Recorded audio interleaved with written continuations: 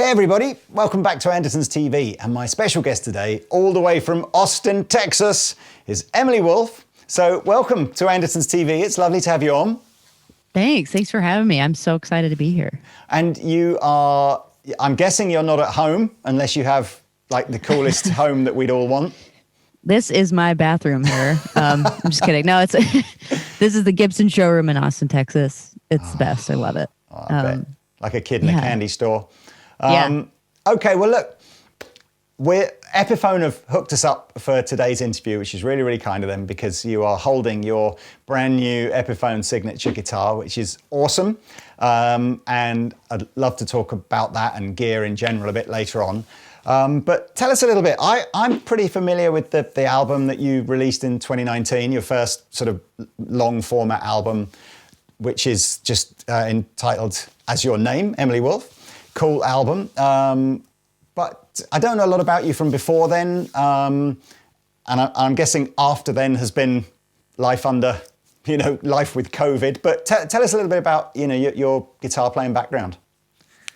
Yeah, I mean, I've been playing since I was about like 5, and it's just always been a thing that I do. I've been just a huge fan of like Stevie Ray Vaughan, B.B. King, Thin Lizzy, like classic tones and stuff. So yeah, I mean, I feel like I'm first and foremost a guitar player, and then the singing kind of came later. But yeah, that album, I got to tour quite a bit on it, and then COVID hit. I was supposed to be out all summer last summer, and then things happened. And but yeah, it's I've been playing forever and been doing it professionally for like 10 years. And so yeah, just mainly been touring the States, and I have been over in Amsterdam and London before. With a guy named Jet Rebel. I don't know if you're familiar with him, but yeah, he's great. But yeah, I mean, yeah, it's just fun. It's what I love to do. So how do you think, I mean, I guess growing up where you did and being into guitar, the Stevie Ray Vaughan kind of is going to be sort of embedded in your psyche. But in terms of, I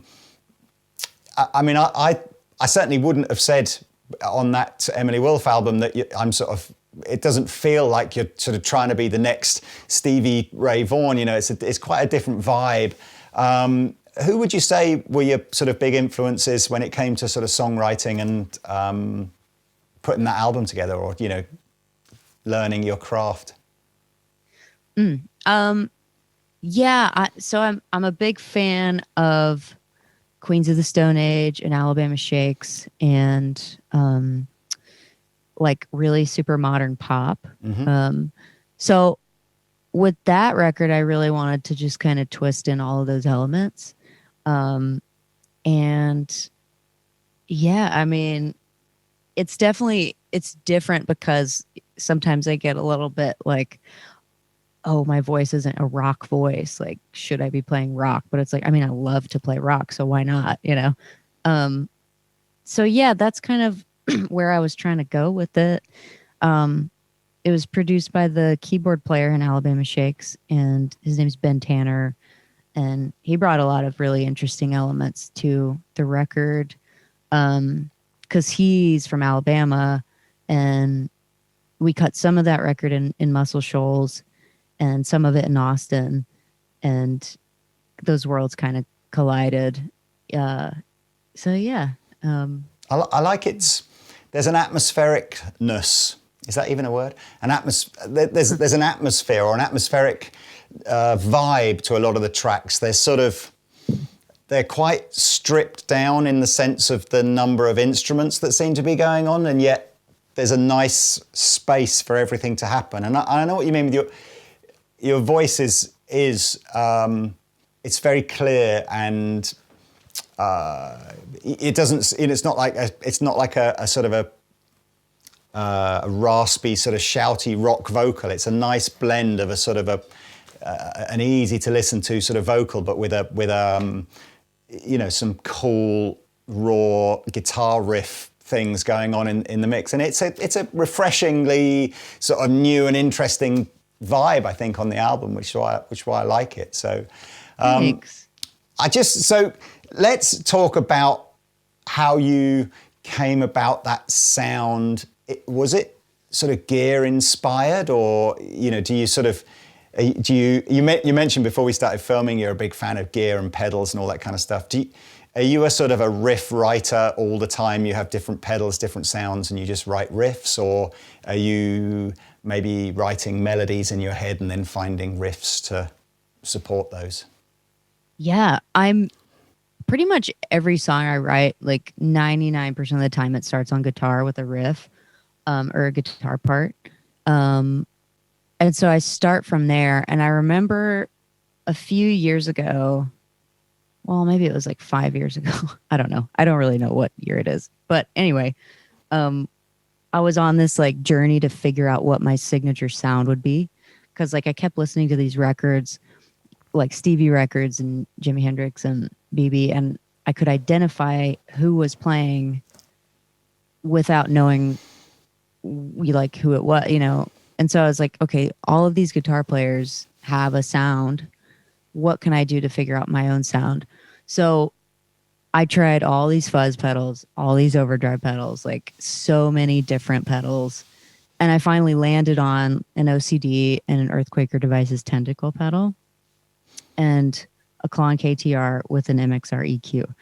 And so that's like the core sound. And then through the record, I was like, okay, how can I layer up guitars to make a really unique tone that's very identifiable? So I used a bunch of different amps, like, AC30s, and I have a concert reverb amp, and we kind of kept those amps like cooking for really like a week, and so that's where the guitar tones came from, is that journey. And like even it was down to even, okay, like what strings do I like? I tried so many different strings, so many different picks, but I always came back to my Sheraton. That was the guitar that I kind of based all my gear decisions around. So that guitar is on everything. My original Sheraton is on everything on that record. And yeah, it's a lot of the songs I write are based on the gear that I pick, which is interesting because I mean it's so inspiring to get a new pedal, and like a new song can just come out of a carbon copy because the delay is rhythmic and it's interesting and fun, so I feel like a lot of the writing comes from the blend between guitar and pedal and amp and just like all that stuff. So yeah, that's kind of where I was coming from. I can relate to that. I love that you recognize how not important. What's the right word? For me, like the mark of a truly great guitar player is when you can just hear them play 3 notes and go, "Oh, that's BB or Stevie," or and I don't think there's that many. I think you could probably get to 10 or 20 names. Even getting past 10 might be difficult before you go into the next layer of wonderfully talented, technically gifted, amazing guitar players. But where you go, if you just played 3 notes, I couldn't tell who you were. So yeah. I love that. And I think that's, as a guitar player, it's an amazing thing to aspire to, just really, have that identifiable sound. And I'm the same with pedals. That's you can have, the tank can be on empty, creatively on empty, and then you plug a new pedal in that makes a weird sound, and all of a sudden, it's like, oh, hang on a second, this just came out of somewhere. I mean, is there a song or a riff that you can think of that you go, I'm particularly, that literally just was, I sat down, I plugged this in, and the song was formed in 5 minutes? Yeah, I can actually show you if you want. Yeah, absolutely. I actually have a new record coming out this year, and I'm stoked about it. But there's a song on there that's that is really based on the Carbon Copy. So that's like the main kind of bones.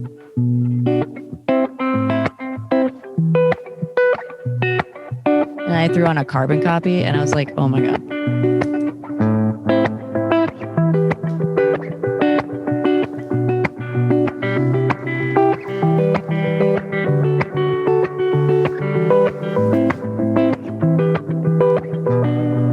Like I don't know. It's just one of those pieces of gear that it's like, oh, that's crazy. I never would have thought of that. So, exactly. You take the pedal away, and it's a completely different set. Yeah.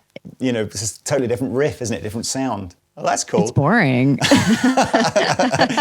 No, that's cool. I don't know if we digress here, but I still, there was an album from 3 years ago, maybe, the James Bay's first album, Chaos and the Calm, and I felt the same about so many of the riffs that were on that song just would not have worked with like another guitar and another sound.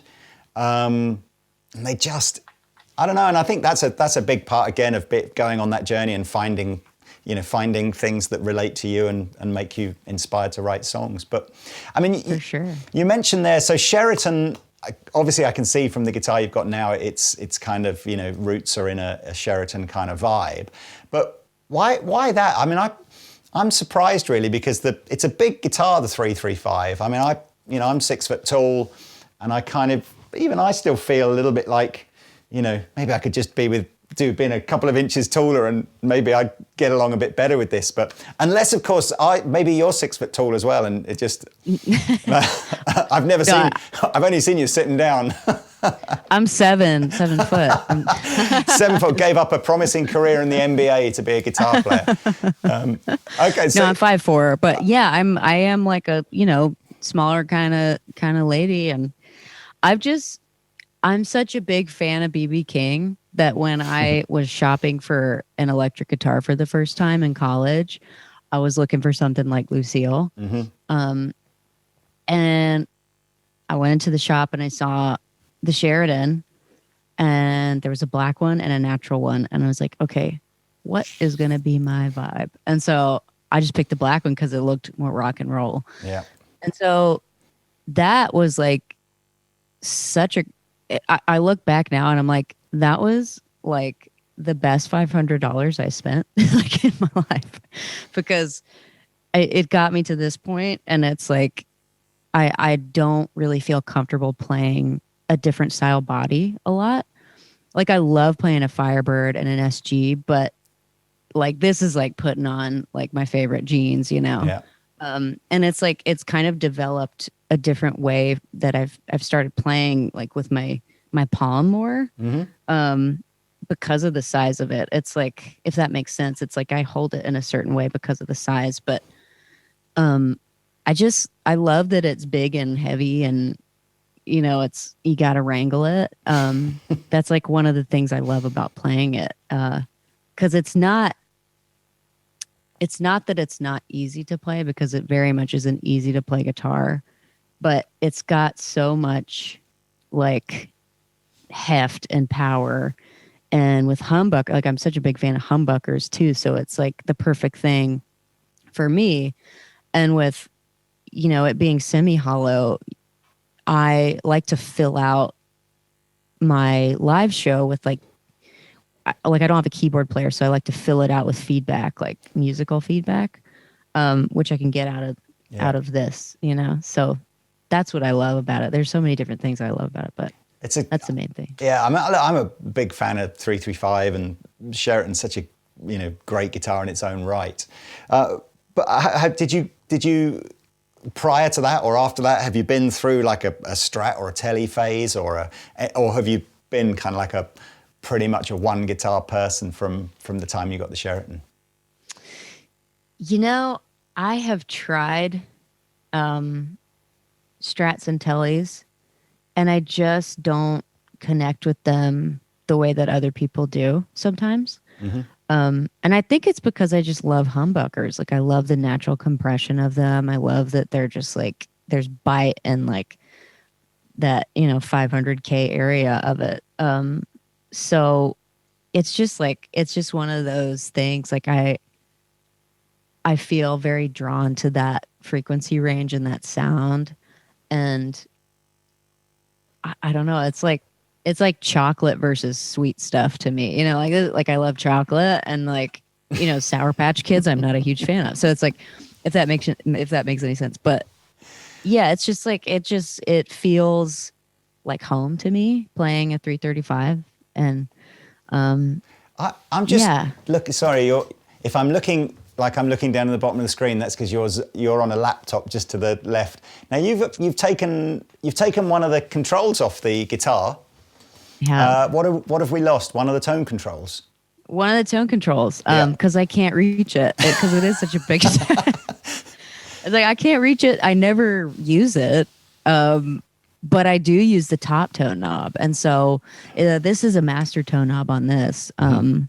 And at first I was a little hesitant. I was like, well, will that take some of the tonal like possibilities out? But it really doesn't with the way that I play. And so, yeah, that's kind of what makes this a signature thing. Because that's what I was going to... I often find with humbuckers, maybe more than single coils, you need to know where the cleaner tones are on the volume control sometimes. So I was going to say, do you use the volume controls a lot, or do you just try and get your different dynamics from pedals? I use the volume control all the time, almost like an expression pedal. Like...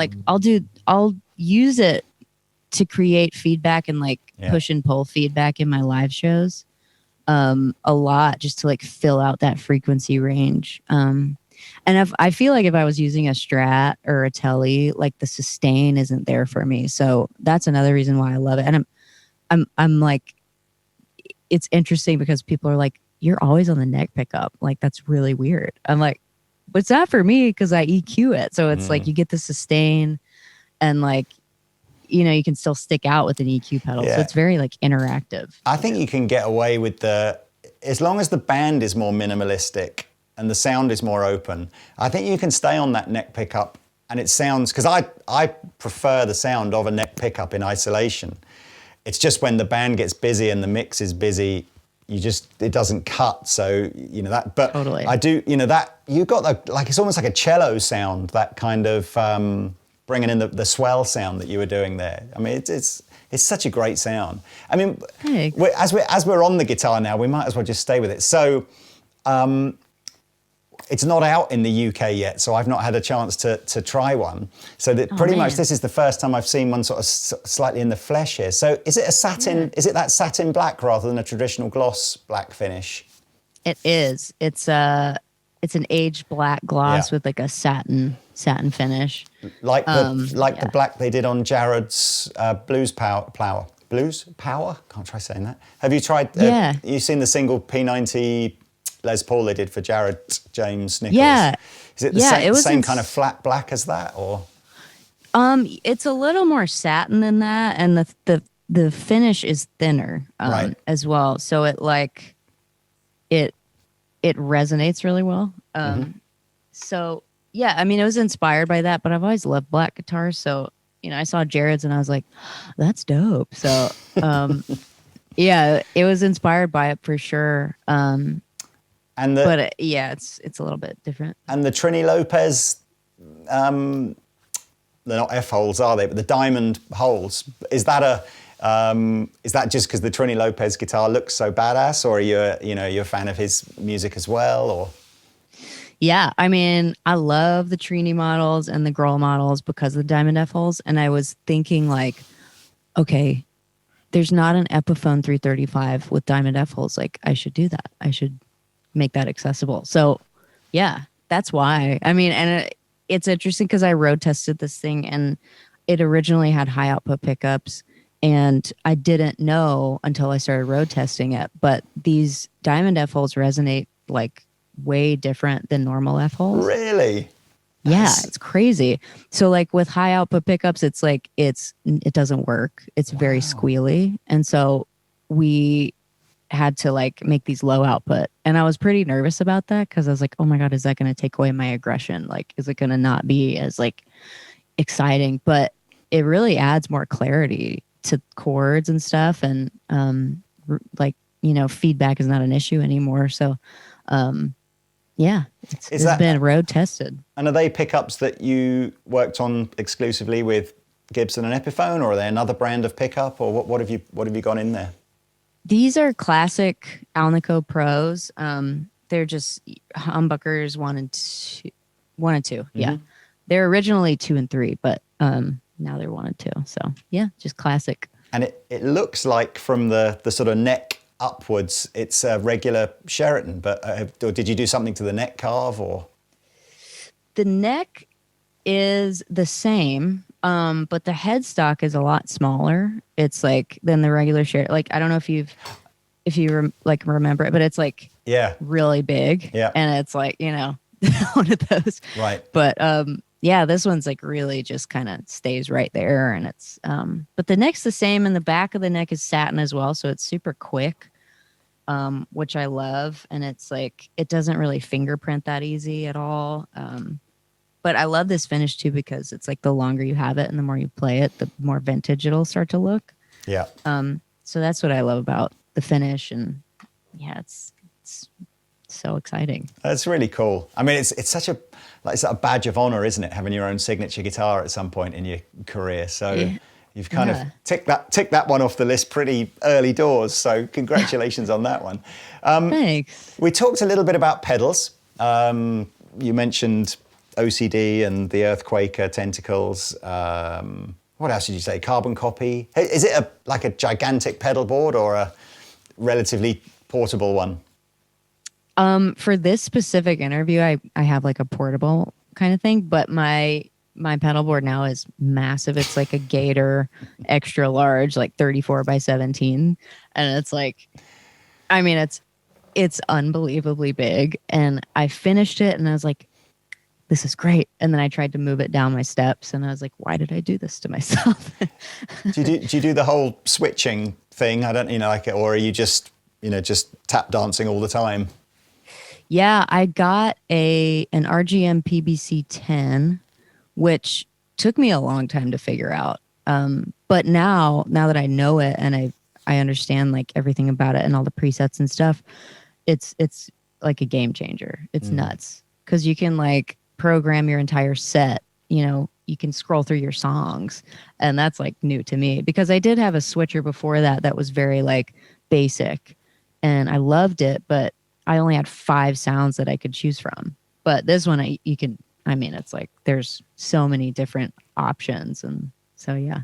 And then all of that, then what's that plugged into? Your preferred amp of choice? A concert reverb. Okay. Yeah, I love a 4x10 combo amp. There is an amp too that I'm gonna give a go called the Fillmore 100 by Mesa Boogie, which is like a cleaner kind of thing. I haven't tried it yet, but I'm really excited to. So I think that might be because I love stereo amps. Yeah. And so it's like that. I think that might be my next one. I don't think I've ever played a concert reverb before. What is that like a different version of a super reverb or something? Just because I can't even think. What is it? You said is it a 4x10? Is that what you were saying? Yeah, it's a 4x10 combo. It's pretty much a super reverb. It's just like I noticed that it's almost like a different mid range on it. It's almost like a more pleasing mid range to me. So there's that, and then I don't really know what the other difference is. I know it's loud. I know a super reverb is crazy loud. Really, so I don't know. I love it. I bet. Yeah. And I guess obviously with the recent deal between Gibson and Mesa Boogie, they'll be giving the option to all their artists to try Boogie amplifiers. So I guess that's the Fillmore thing. That's a cool sounding amplifier as well. So yeah, I'm excited to try it. It's a good time. Good time to be a Gibson artist, a Gibson Epiphone artist, I'm sure. Yeah, for sure. So I guess 2020 then, if we go back to sort of music, 2020 was obviously not the year that you'd planned it to be from a touring perspective. Was it a very, was it a creative time for you in terms of writing, or, was it just boring? It was both. Like I expected to be in a different city every night, just, playing. But I mean, it did give me the opportunity to spend time with my family and like really sit down and write this next album that I have coming out. And so I spent a lot of last year writing it and refining demos and lyrics and everything. And so I've got this album, and I went out to LA and recorded it.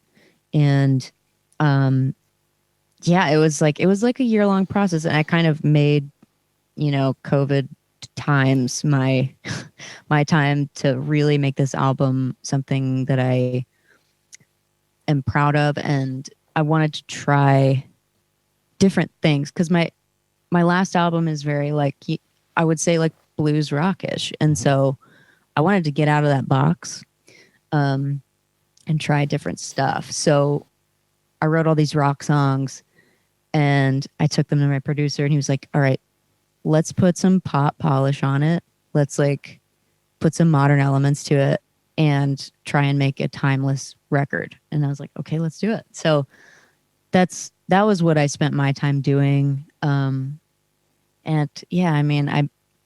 But then, in the downtime, it was boring. Like, I did a lot of puzzles, like a lot of cat puzzles, and, like.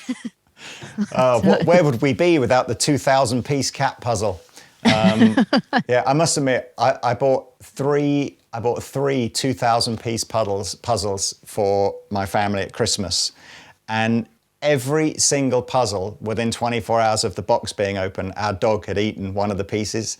So I now have three 1,999-piece puzzles, and there is nothing more infuriating in the world than seeing the one piece missing. Just the one piece. I tell you, I'm going to write a song about that. It'll be the biggest blues hit of all time.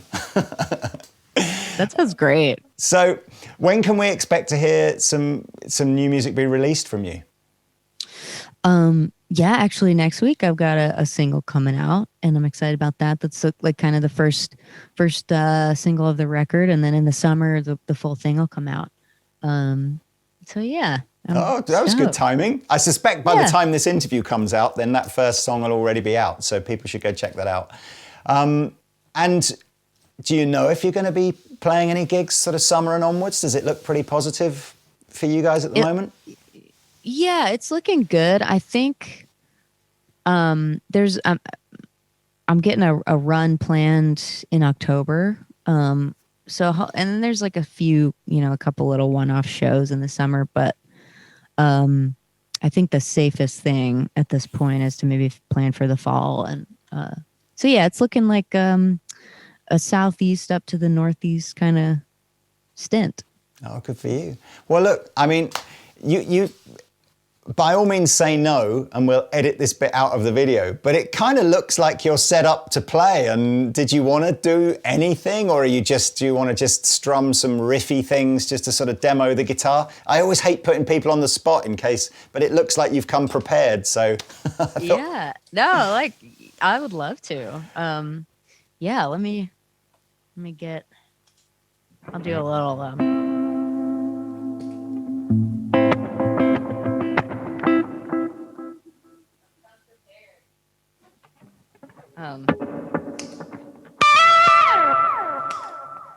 all right, I'll do a little preview of a song, I couldn't ask for any more. Thank you so much. Thank you.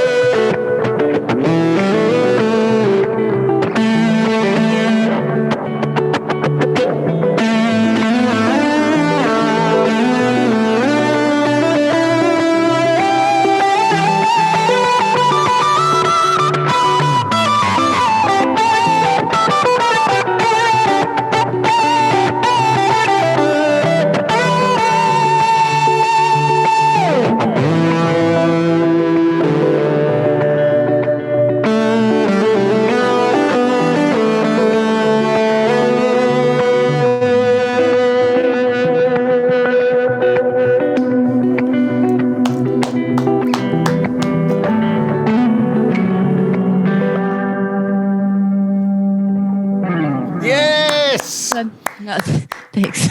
Well, you would fit in here, so that's all we do here is make loops and jam over the top of them. So look. Oh my God. You must. Let's do it. You must. When touring is allowed and you come to the UK, please come on. Let's make some loops and make some videos of that. It'd be great. And oh my God, that sounds so fun. Oh, well, it's been such a pleasure to talk to you. I can't wait to try your guitar, and I really hope that's a success as well. Thanks. So good luck in 2021 and for the rest. But yeah, thank you so much, everybody. Emily Wolfe. Thanks, y'all. Canned applause coming in.